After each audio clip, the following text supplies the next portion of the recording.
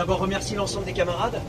Il y a une chose quand même qui est importante, c'est qu'il y a toujours une camarade qui est à l'intérieur, puisque on ne l'a pas su en amont, puisque moi il m'avait emmené à Riquet, mais en fait ils ont convoqué de manière sûre un journaliste indépendant qui était avec nous au moment de l'action, qui s'appelle Léo, me semble-t-il, Guérini, et il y a également Émilie, qui est membre du comité de soutien, qui elle est toujours à l'intérieur. Donc c'est quand on m'a transféré ce matin dans la cellule à 7h30 que j'ai vu qu'elle était, qu'elle a entendu ma voix et qu'on sait qu'elle est à l'intérieur. Mais apparemment, j'ai prévenu notre avocate, elle avait désigné un avocat qui ne s'était pas rendu sur place. Donc c'est extrêmement important que cette camarade qui était dans le cadre de l'action bien sorte également au plus vite de cet enfer quand même. Que dire? D'abord vous remercier. Franchement, sans les bruits, les soutiens, les interventions, c'est très difficile de tenir à l'intérieur. Il faut vraiment en avoir pleinement conscience. Ça a été quand même hier, depuis hier, tout un cauchemar, puisque vous savez qu'en plus on était rentré de la fête des postiers, donc dès 6h du matin, moi ça faisait même pas 3 heures que j'étais chez moi, dès 6h du mat, ils sont venus à l'intérieur. Une fois chez moi, ça s'est passé de façon tranquille, mais l'entrée était, ils avaient un bélier quoi, c'est-à-dire que ils avaient prévu de défoncer la porte au bélier si j'ouvrais pas. Je dois avouer que tout ça est très... tout le monde est d'accord et on le sait tous et on voit bien ce qui se passe dans les quartiers et on voit bien ce qui se passe avec les gilets jaunes, mais il faut comprendre quand même la mesure de ce qui se passe. C'est-à-dire que là, c'est vrai que le premier que j'ai vu c'est Eric qui rentrait à l'intérieur, mais il y a à comprendre la mesure de la dérive autoritaire. Bon, c'est-à-dire que ils sont rentrés, ils ont pris des revues, des brochures de Trotsky, je vois pas quel était l'intérêt, pour eux je sais pas, mais voilà, plusieurs brochures de Trotsky, de Mandel, ils ont pris des photos, donc c'était un peu le bordel, ils ont pas arrangé le bordel on va dire à l'intérieur, des t-shirts, bon, des badges, mais bon ils ont pris quand même tous mes portables, les ordinateurs, donc tous ceux qui m'ont quelque part... retirez-moi de là où vous m'avez, n'hésitez pas, je pense que ça a été fait depuis longtemps. Voilà, on va changer de numéro je pense bientôt. C'est assez effrayant parce qu'en fait on voit comment on peut se retrouver dans une spirale où tu puisses, je pense qu'ils ont réellement hésité à passer à la phase qui était la phase d'effraiement quoi. Donc tu peux très vite tomber dans une spirale où c'est quand même assez grand quignolesque quoi, parce qu'il parle de dégradation alors que toutes les vidéos montrent que nous sommes rentrés à l'intérieur, que nous avons demandé à avoir un interlocuteur, que cet interlocuteur nous a été refusé, que la police est rentrée, qu'une fois qu'elle est rentrée on s'est en fait protégé dans une salle grand luxe effectivement du 7e étage du siège, qu'on a une nouvelle fois demandé à avoir des interlocuteurs postaux et de la police, et que l'interlocuteur qu'on a eu c'est un bélier et 2 massues qui ont tout défoncé, la porte et la table en marbre. On a voulu me remettre sur le dos quand même, on m'a posé la question de comment j'avais cassé la table en marbre. Donc on a dit, il y a des vidéos qui permettent de voir très clairement comment elle a été pétée par les masses. Juste comprendre qu'on passe de ça, et d'un élément dans lequel il n'y a pas de dégradation. Hier soir on me notifie ma prolongation de garde à vue, je demande à avoir mon avocat. On me dit mais non il n'y a pas besoin, c'est pas la peine, et mon avocat en fait hier soir n'a pas été prévenu. J'ai appris après coup qu'en fait c'est par Eric qu'on a appris ici en fait qu'il y avait eu prolongation de la garde à vue, alors que moi j'ai exigé à de multiples reprises et y compris refusé donc de signer que l'avocate soit là.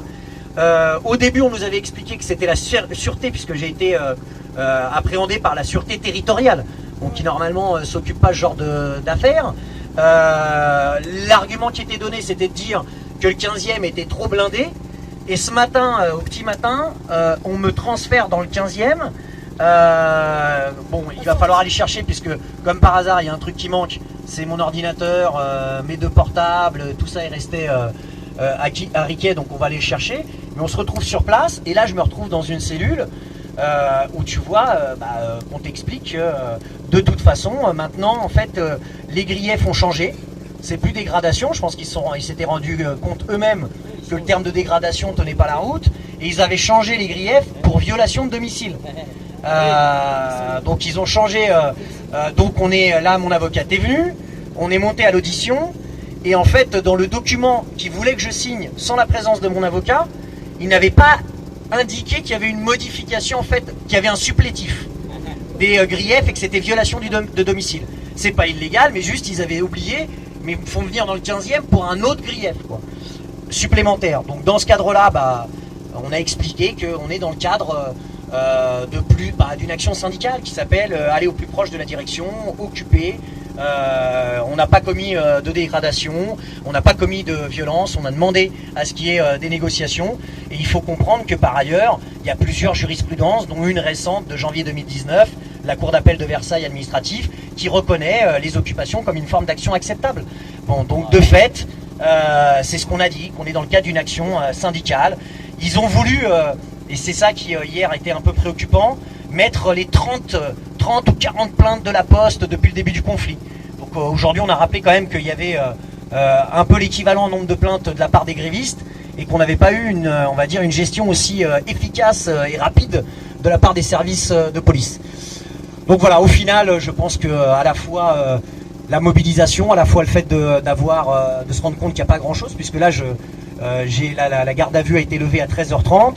Avec la seule chose qui est mentionnée, c'est même pas un procès ou quoi que ce soit, c'est que je peux être rappelé pour une convocation ultérieure. Voilà. Donc, bien évidemment, on m'a demandé de m'y rendre. J'ai dit que je pouvais m'y rendre sans aucun problème et que je l'avais fait et je m'étais jamais soustrait, qu'il n'était pas nécessaire d'envoyer pour ça la police chez moi avec un bélier pour venir me chercher. Donc on se retrouve quand même au bout d'un moment avec un truc qui accouche d'une souris, quoi, quand même, hein. Mais tout ça a été sur le fil du rasoir, et ça veut dire aussi que le moment où t'as pas de soutien, t'as pas de relais, t'as pas d'implantation, t'as pas d'avocat, et ben le fil du rasoir il passe du mauvais côté, quoi. C'est ça que ça veut dire. Et il faut que l'ensemble du mouvement ouvrier traditionnel comprenne que en réalité le fil du rasoir, pour qu'il passe du mauvais côté de la barricade, il est vraiment pas si loin, et que voilà, c'est important d'avoir un cadre de résistance et de lutte face à la répression. Il en existe un au niveau national. Je pense que c'est très important de le renforcer et de lui donner un caractère encore plus fort et encore plus important, parce que ce qui est devant nous, c'est bien évidemment parce que de toute façon, ils essaient de détruire tout ce qu'on a acquis, ils essaient d'aller encore plus loin, donc il va y avoir des résistances, et face à ces résistances, ils essaient de les détruire. Merci à l'ensemble des camarades, je ne vais pas tous et toutes vous citer.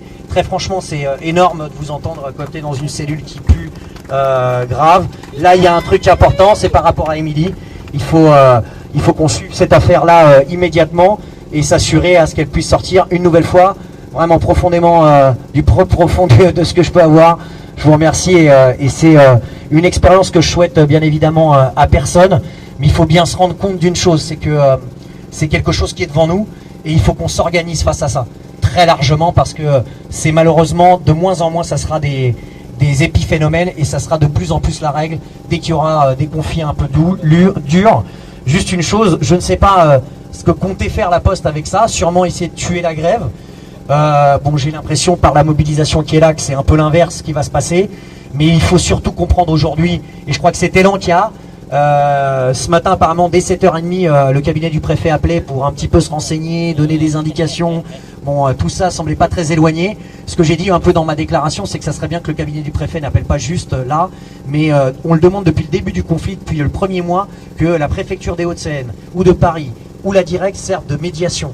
La Poste a toujours refusé.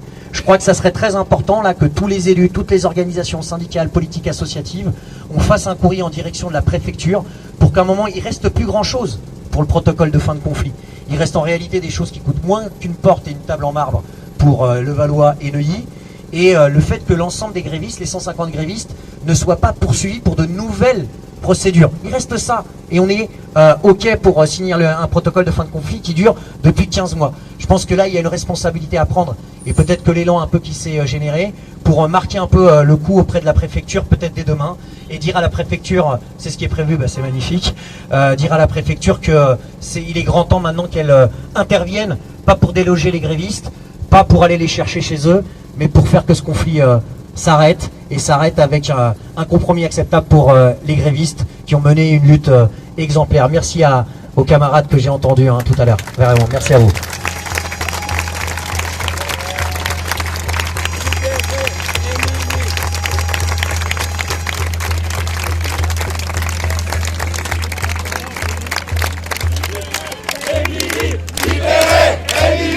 Libérez Émilie, libérez Émilie, libérez